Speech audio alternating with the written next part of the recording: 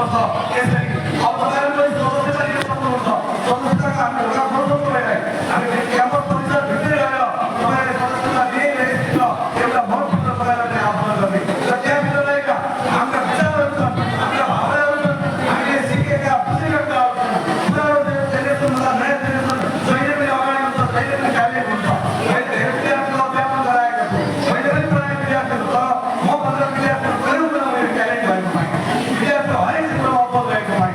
एउटा डान्स कार्यक्रमदेखि होस्, एउटा मञ्च आएर बोल्ने कलादेखि लिएर होस्, विद्यार्थीहरू मतलब कविता या अरू कुनै कुराहरूमा पनि विद्यार्थीहरू ट्यालेन्ट हुनुहुन्छ।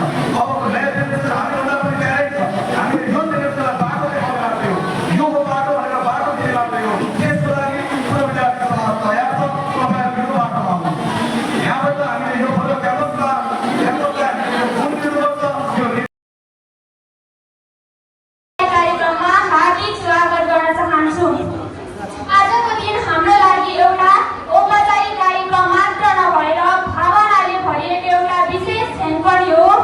एकातिर हाम्रा दाइ दिदीहरूको विदाय हुँदै गर्दा हामी भावुक भएका छौँ भने अर्कोतर्फ उहाँहरूको नयाँ सुरुवातप्रति हामी उत्साहित पनि भएका छौँ।